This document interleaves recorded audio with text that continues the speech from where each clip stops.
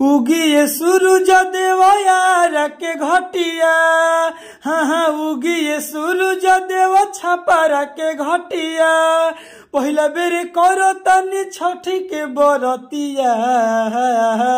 जय छठी मैया। कैसे हैं सिंगर भाई लोग? फाइनली ये जो गाना लिखे हैं ना, छठ पूजा के गीत लिखे हैं 2023 के सबसे पहला गाना हम ये लिखे हैं। तो फाइनली छठ पूजा गीत है 2023 के लिए। सिंगर भाई ने कमेंट बॉक्स में बहुत लोग कमेंट कर रहे थे, भैया छठ पूजा के गीत लिखिए 2023 के लिए, लिखिए छठ पूजा के गीत। तो फाइनली छठ पूजा के गीत हम लिख कर ला दिए हैं न्यू ट्रैक नया अंदाजी में। उगी सूरज देव छपारा के घटिया, पटना के घटिया, आरा के घटिया फाइनली लिखे हुए हैं। आप जिस जिला के रहने वाले हैं अपना जिला के नाम डालकर इस गाने को गा सकते हैं, कोई दिक्कत नहीं है, नो डाउट। बिल्कुल फ्री में गाना लिखे हैं। चलिए गाना को स्टार्ट कर रहे हैं, लेकिन गाना को स्टार्ट करने से पहले चैनल पर नए हैं तो सब्सक्राइब कर दीजिए, लाइक कर दीजिए। मेरा नाम जान लीजिए, मेरा नाम है राइटर राजा सिंघानिया। चलिए गाना को स्टार्ट करते हैं। स्क्रीन पर देखिए लक्ष्य गुरु। चलिए दोस्तों ये मुखड़ा है, हम मुखड़ा को गा रहे हैं। जहां आरा लिखा हुआ है, आप जिस जिला के रहने वाले हैं तो अपना जिला के नाम डालकर इस गाने को गा सकते हैं। तो सबसे पहले चलिए मुखड़ा को हम स्टार्ट करते हैं। उगी ये सूरज देवा यार के घटिया, हाँ हाँ उगी ये सूरज देवा छपारा के घटिया, पहला बेर करो तनी छठी के बरतिया, पहला बेर करो तनी छठी के बरतिया, उगी ये सूरज देव छपारा के घटिया, हाँ हाँ उगी ये सूरज देव यार के घटिया। चलिए दोस्तों ये पहिलिका अंतरा है, हम पहिलिका अंतरा को गा रहे हैं। थर थर कांपताटे हमर शरीरिया, कई देती घाम तनिका आई जैती भीरिया, आदित्य गोसाई हो जैसाई बाबा हो, हाँ हाँ थर थर कांपताटे हमर शरीरिया, कई देती घाम तनिका आई जैती भीरिया, गैया के घिउआ से बार देनी बतिया, गैया के घिउआ से बार देनी बतिया, उगी ये सूरज देव छपारा के घटिया, हाँ हाँ उगी ये सूरज देव बगसर के घटिया, उग जाई। चलिए दोस्तों ये दूसरा का अंतरा है, हम दूसरा का अंतरा को गा रहे हैं। करी है नुकिरी पाहे छठी माई, सुनी ल पुकारे आदित्य गोसाई, करी है नुकिरी पाहे छठी माई, सुनी ल पुकारे आदित्य गोसाई, राजा सिंघनिया लिखे तो हर गीतिया, सरयांश लाल गावे छठी माई के गीतिया। दोस्तों जहाँ सरयांश लाल लिखे हुए हैं तो फाइनली सरयांश लाल भाई ने कमेंट बॉक्स में कमेंट किए थे कि भैया गाना में मेरा नाम डाल दीजिएगा। तो फाइनली सरयांश लाल यादव भाई का हम गाना में नाम डाल दिए हैं। दोस्तों गाना में अगर आप भी अपना नाम डलवाना चाहते हैं तो सबसे पहले आपको करना क्या पड़ेगा, चैनल पर नए हैं तो सब्सक्राइब कर दीजिए, लाइक कर दीजिए, कमेंट बॉक्स में आप प्यारा सा अपना नाम लिख दीजिए, जो आपका नाम है। आपका नाम कमेंट बॉक्स में अगर लिखा हुआ रहेगा तो हम जब गाना लिखेंगे, वीडियो बनाएंगे तो उस टाइम आपका भी नाम डाल देंगे, जैसे सरयांश लाल भाई का नाम डाले हुए हैं गाना में। गाना को ऐसे गाना है, सरयांश लाल गावे छठी माई के गीतिया, उगी ये सूरज देव छपारा के घटिया, हाँ हाँ उगी ये सूरज देव बोलिया के घटिया, उग जाई ना बाबा। तो चलिए दोस्तों फाइनली गाना समाप्त तो हो गया है। अब मेरा बतिया को ध्यान से सुन लीजिए। गाना आपने सुने होंगे तो आप लोग का मजा आ गया होगा, आशा ना पूरा विश्वास होगा कि जो छठ पूजा के गाना हम लिखे ये मजा आया होगा सुनने में आप लोगों का। आप जिस जिला के रहने वाले हैं अपना जिला का नाम ऐड करके इस गाने को गा सकते हैं, रिकॉर्डिंग करवा सकते हैं, बिल्कुल फ्री में गाना लिखे हैं। आप पर्सनल गाना लिखवाना है, इनसे बढ़िया इनसे बेस्ट स्क्रीन पर मोबाइल नंबर है, कॉल करके आप हमसे पर्सनल गाना लिखवा सकते हैं, इनसे बढ़िया इनसे बेस्ट। तो चलिए जितने मेरे सिंगर भाई ने कमेंट बॉक्स में कमेंट किए हैं हम सबका पारा पारी नाम लेने वाले हैं कि कमेंट बॉक्स में आप लोग कमेंट क्या किए थे। सबसे पहले कमेंट किए हैं सिंगर सदाम गोरखपुरिया भैया माल के मोबाइल धरा गइल बा, इसी ट्रैक पे भक्ति सॉन्ग लिखिए।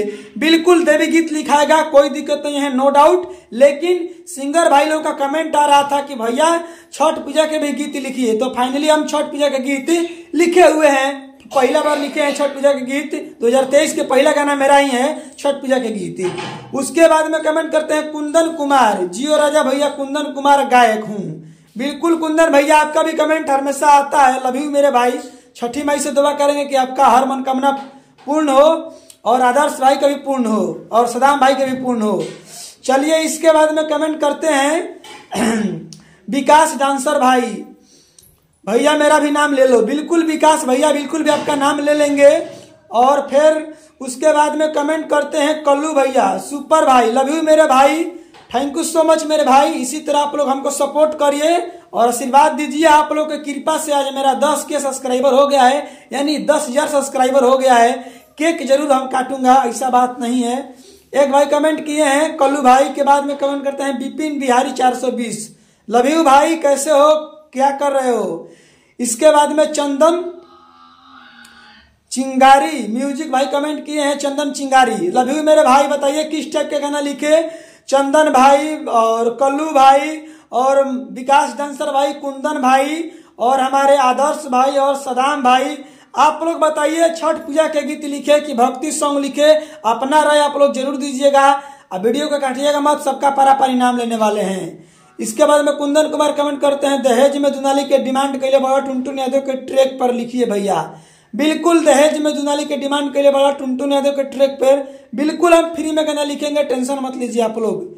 इसके बाद में विकलांग सिंगर शाहरुख खान भाई कमेंट किए हैं कि विजय चौहान और सनी पांडे का जो गाना है वो दोनों सेम ही ट्रैक पर है ना। बिल्कुल सनी पांडे का जो गाना है दोस्ती वाला, जो गाना है एक कहीं को दिल बसीना के भीतर, ये भी जो गाना है दोनों सेम ही ट्रैक है, कोई भी ट्रैक पे आप गाना गा सकते हैं। ये जो गाना लिखे हैं, मेरा वीडियो देख रहे हैं, ये कोई ट्रैक उरक पे नहीं है, ये न्यू ट्रैक छठ पूजा के गीत है। म्यूजिक बनवा कर इसको गाना को गाइएगा, ठीक है ना। ये जो गाना लिखे हैं आप लोग मेरा देख रहे हैं गाना, ये न्यू ट्रैक छठ पूजा के गीत है, छठ पूजा के गीत है, न्यू ट्रैक 2023 के है गाना, ठीक है ना। तो ये इसको म्यूजिक बनवा कर गाइएगा, ठीक है ना। इसके बाद में कमेंट करते हैं भैया आपका तबीयत ठीक हो गया है। बिल्कुल भाई, आप लोगों के सपोर्ट और आशीर्वाद से मेरा सेहत बिल्कुल ठीक है, बस 10% रह गया है, 10% रहा है, वो भी ठीक हो जाएगा, आप लोग का सपोर्ट आशीर्वाद रहा है तो। इसके बाद में कमेंट करते हैं अंजू राज भाई, कमेंट करते हैं कि सुपर भैया, लव यू मेरे भाई अंजू भाई, लव यू। बताइए किस टाइप के गाना लिखे, छठ पूजा गीत लिखे कि सैड सॉन्ग लिखे कि दुर्गा पूजा के गाना लिखे, आप लोग कमेंट बॉक्स में अपना राय जरूर दीजिए। इसके बाद में कुंदन भाई कमेंट करते हैं, कमेंट इनका पढ़े लिए मुखड़ा अच्छा है भाई। Ramesh Rajbhar official, love you मेरे भाई रमेश राजभर भैया, कैसे हैं बताइए आप और किस टाइप के गाना लिखे। Writer Amit Singh, love you मेरे भाई अमित भैया, लव यू, कैसे हैं भाई बड़े भाई। इसके बाद में सनी राज का नाम डाल दो भाई, बिल्कुल लव यू मेरे भाई सनी भैया, बिल्कुल काहे नहीं डालेंगे, सनी भैया गाना में भी आपका नाम डालेंगे।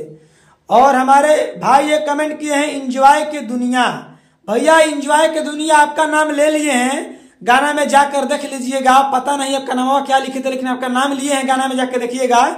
और भाई के कमेंट है एंजॉय दुनिया वाला की कमेंट है कि भाई 10 के हो गया है, केक नहीं काटे हैं। बिल्कुल केक काटेंगे तो हल्का पूरा मचाएंगे, पार्टी देंगे और बहुत जल्द हम करने वाले हैं पार्टी, थोड़ा बहुत सेहत और अच्छा से ठीक हो जाए और हम केक काटेंगे। आप लोग का आशीर्वाद है, प्यार है कि मेरा 10 के सब्सक्राइबर हो गया है। इसी तरह 20 के करते करते लाख में ठेकाइए आप लोग। और ये भाई का जो खुशी आप लोग देख रहे हैं, बस आप लोग का सपोर्ट है।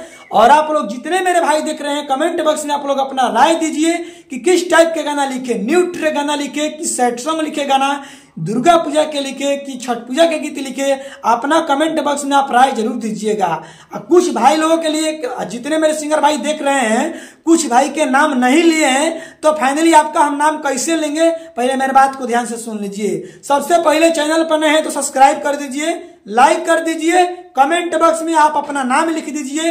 अगले वीडियो बनाएंगे जैसे इन भाइयों के नाम लिए हैं, इसी तरह हम आपका भी नाम लेंगे गाना में। तो सबसे पहले आपको करना क्या है, चैनल पर नए सब्सक्राइब करना है, लाइक करना है, कमेंट बॉक्स में आप अपना नाम लिख दो मर्दे, ओकरा बाद में हम तार नाम ले लें।